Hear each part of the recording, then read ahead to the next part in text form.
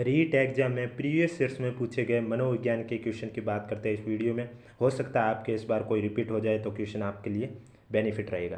पहला question, NCF 2005 के अनुसार गणित शिक्षण का प्रमुख उद्देश्य है शिक्षकों का प्रशिक्षण, कक्षा का अधिगम, बालक के चिंतन का गणितीकरण या गणित की विषय वस्तु।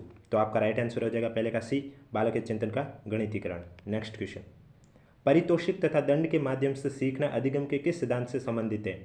सामाजिक सीखना, क्रिया प्रसूत अनुबंधन, शास्त्रीय अनुबंधन या संज्ञानात्मक सिद्धांत। तो राइट आंसर आपका हो जाएगा बी, क्रिया प्रसूत अनुबंधन। नेक्स्ट क्वेश्चन, निम्नलिखित में से कौन सी प्रक्रिया बाल्यावस्था के दौरान सीखने के संबंधित नहीं है? पूर्व अनुभव, प्रतिबिंबन, कल्पना या तर्क। तो आपका राइट आंसर हो जाएगा तीसरे का डी, तर्क। नेक्स्ट क्वेश्चन, किसी विशेष कार्यक्रम या प्रशिक्षण के प्रभाव का मापन करने के लिए किस प्रकार के परीक्षणों का परिकल्पित किया जाता है? व्यक्तित्व, बुद्धि, उपलब्धि या रचनात्मक। तो आपका राइट आंसर हो जाएगा उपलब्धि, चौथे सी। नेक्स्ट क्वेश्चन, विकास की किस अवस्था में एक व्यक्ति व्यावसायिक समायोजन की समस्या का सामना करता है? वृद्धावस्था, किशोरावस्था, बाल्यावस्था या शिशु अवस्था। तो आपका राइट आंसर हो जाएगा किशोरावस्था, बी। नेक्स्ट क्वेश्चन, व्यक्तिगत भिन्नता को निर्धारित करने में निम्नलिखित में से कौन सा जैविक कारक नहीं है? आनुवंशिकता, जन्मजात स्वभाव, अभिभावक बालक संबंध या शारीरिक स्वास्थ्य। तो आपका राइट आंसर हो जाएगा छठे का सी, छठे का आपका राइट आंसर हो जाएगा सी, अभिभावक बालक संबंध। नेक्स्ट क्वेश्चन, डाउन संरक्षण का कारण है त्रिगुणसूत्रता 20, त्रिगुणसूत्रता 21, XXY गुणसूत्र या त्रिगुणसूत्रता 22। तो आपका राइट आंसर हो जाएगा त्रिगुणसूत्रता 21। नेक्स्ट क्वेश्चन, विश्वसनीयता की अवधारणा से आशय है निर्देशों की वस्तुनिष्ठता, मापन का उद्देश्य, प्राप्तांकों की बारंबारता या गणना की समरूपता। तो आपका राइट आंसर हो जाएगा गणना की समरूपता, डी। नेक्स्ट क्वेश्चन, निम्नलिखित में से कौन सा प्रक्षेपीय परीक्षण का उदाहरण नहीं है? TAT, SCT, ड्रोएमैन या MMPI। तो आपका राइट आंसर हो जाएगा सी, ड्रोएमैन। नेक्स्ट क्वेश्चन, बहुबुद्धि का सिद्धांत किसने प्रतिपादित किया? हार्वर्ड गार्डनर ने, जीन पियाजे ने, डेविड वेस्लर ने या एरिक एरिक्सन ने। तो आपका राइट आंसर हो जाएगा ए, हार्वर्ड गार्डनर ने। नेक्स्ट क्वेश्चन, मानव विकास आजीवन चलता रहता है यद्यपि दो व्यक्ति बराबर नहीं होते किंतु सभी सामान्य बालकों में विकास का क्रम एक सा रहता है। यह कथन विकास के किस सिद्धांत की ओर संकेत करता है?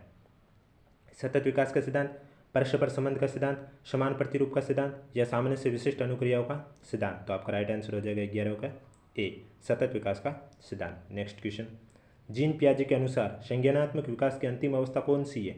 संवेदिक पेशी अवस्था, अमूर्त संक्रियात्मक अवस्था, उत्तर संक्रियात्मक अवस्था या मूर्त संक्रियात्मक अवस्था। तो आपका राइट आंसर हो जाएगा अमूर्त संक्रियात्मक अवस्था। नेक्स्ट क्वेश्चन, आनुवंशिकी के जनक कौन है? Gregor Mendel, Thomas Hunt Morgan, James Watson या चार्ल्स डार्विन। तो आपका राइट आंसर हो जाएगा ए, ग्रेगर मेंडल। नेक्स्ट क्वेश्चन,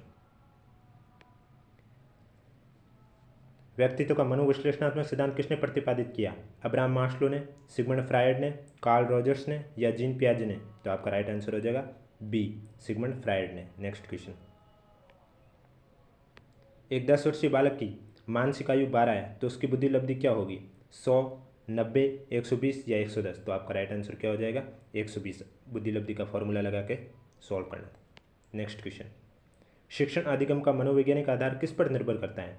अध्यापन शैली पर, विषय वस्तु पर, भाषा पर या सामाजिक आर्थिक स्तर पर। तो आपका 16 का आंसर हो जाएगा अध्यापन शैली पर, ए। नेक्स्ट क्वेश्चन, RTE अधिनियम 2009 के अनुसार प्राथमिक विद्यालयों के लिए विद्यार्थी अध्यापक अनुपात होना चाहिए 25:1, 35:1, 40:1 या 30:1। तो आपका राइट आंसर हो जाएगा डी, 30:1। नेक्स्ट क्वेश्चन, मध्यावधि परीक्षा एक उदाहरण है रचनात्मक मूल्यांकन का, मानदंड संदर्भित मूल्यांकन का, योगात्मक मूल्यांकन का या नैदानिक मूल्यांकन का। तो आपका राइट आंसर हो जाएगा रचनात्मक मूल्यांकन का। नेक्स्ट क्वेश्चन,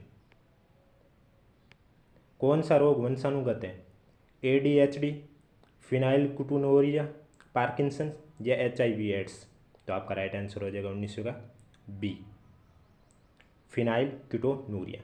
नेक्स्ट क्वेश्चन, निम्नलिखित में से कौन सा बुद्धि का निष्पादन परीक्षण है? भाटिया बैटरी, रोड्सा परीक्षण, WAIS या रेवन का SPM। तो आपका राइट आंसर हो जाएगा 20 का ए, भाटिया बैटरी। नेक्स्ट क्वेश्चन, उपचारात्मक शिक्षण किस प्रकार के बालकों के लिए प्रयुक्त होता है? तेजी से सीखने वाले, धीमे सीखने वाले, प्रतिभाशाली बालक या रचनात्मक से सीखने वाले? तो आपका राइट आंसर हो जाएगा बी, धीमे सीखने वाले। नेक्स्ट क्वेश्चन, शिक्षण की खेलकूद विधि किस सिद्धांत पर आधारित है? शिक्षण की विधियों के सिद्धांत पर, वृद्धि और विकास का सिद्धांत पर, शिक्षण का समाजशास्त्रीय सिद्धांत पर या शारीरिक शिक्षा कार्यक्रम पर? तो आपका राइट आंसर हो जाएगा बी, वृद्धि और विकास के सिद्धांत पर। नेक्स्ट क्वेश्चन, NCF 2005 की राष्ट्रीय स्टीयरिंग समिति के अध्यक्ष कौन थे? Professor Kothari, professor Mehrotra, professor Yashpal या प्रोफेसर राममूर्ति? तो आपका राइट आंसर हो जाएगा C, professor Yashpal. Next question, RT अधिनियम 2009 किस आयु समूह के बालकों के लिए है? 5 से 12, 12 से 18, 7 से 15 या 6 से 14? तो आपका राइट आंसर हो जाएगा डी, 6 से 14। नेक्स्ट क्वेश्चन, निम्नलिखित में से कौन सा दैहिक अभिप्रेरक नहीं है? उपलब्धि, भूख, प्यास या नींद? तो आपका राइट आंसर हो जाएगा उपलब्धि, ए। नेक्स्ट क्वेश्चन, अल्बर्ट बंडूरा द्वारा प्रस्तावित अधिगम का सिद्धांत है? शास्त्रीय अनुबंधन सिद्धांत, संज्ञानात्मक सिद्धांत, अंतर्दृष्टीय अधिगम या सामाजिक अधिगम सिद्धांत? तो 26 का राइट आंसर हो जाएगा डी, सामाजिक अधिगम सिद्धांत। नेक्स्ट क्वेश्चन, रेमंड कैटल द्वारा कितने व्यक्तित्व कारक प्रस्तावित किए गए हैं? 5, 14, 16 या 8? तो आपका राइट आंसर हो जाएगा सी, 16। नेक्स्ट क्वेश्चन, निम्न में से कौन सा मास्लो की आवश्यकता के पदानुक्रम में सम्मिलित नहीं है?